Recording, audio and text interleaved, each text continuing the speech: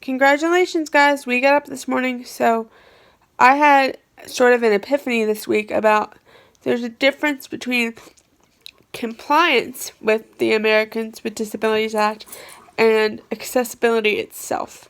So, Mom and I are going to talk about that. She's off camera. We're in my room. She's off camera, but she's going to be part of this conversation, and it looks like Carson's with us.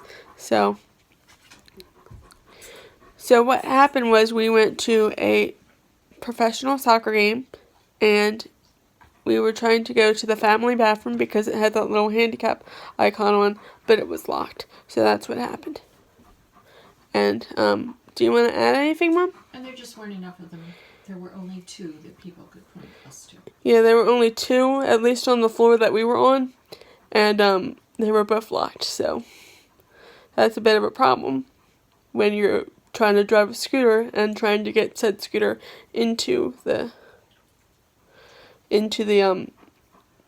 doorway. So it's not the first time we've dealt with this. We also went to a baseball game, but they well, that was pretty good actually because they gave us like a ramped it was like this railing that they could fit the scooter in, and I was able to watch the game. Although I think the game got rained out. Didn't that game get rained out? I believe so. It was sorry, she's trying to deal with Carson while we're doing this. It was the time where we got fireworks. So the actual game got rained out in the baseball stadium, but we still got to see the fireworks, which was pretty cool.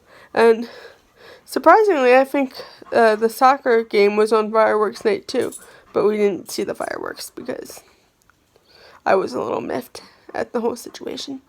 So, have you dealt with accessibility, or the difference between the letter of the law and the spirit of the law that you can think of?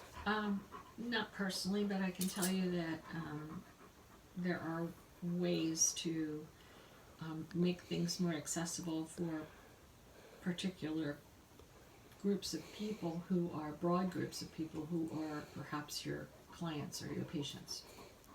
You want to talk about that?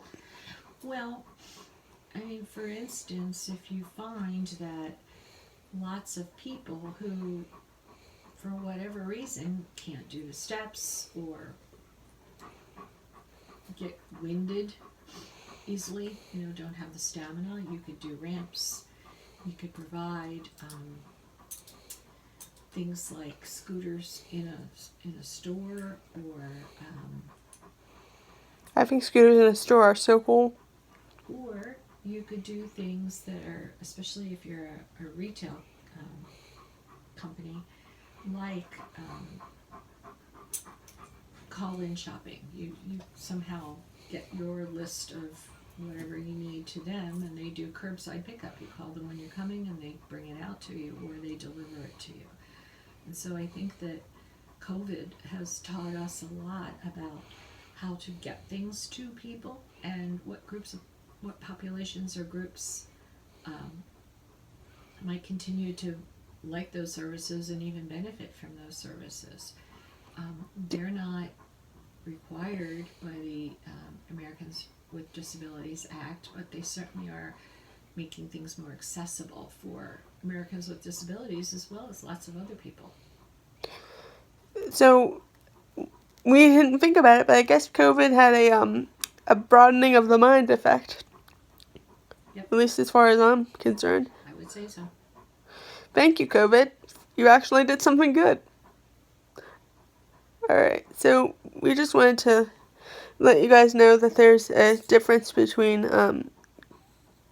compliance with the law and accessibility itself. I just wanted to talk about that because I feel like I could be a fairly decent advocate, and that's why I'm doing this YouTube channel. But I just wanted to talk about that. As I was going home from the soccer game, I was like, I could do a YouTube about that. So here I am doing one.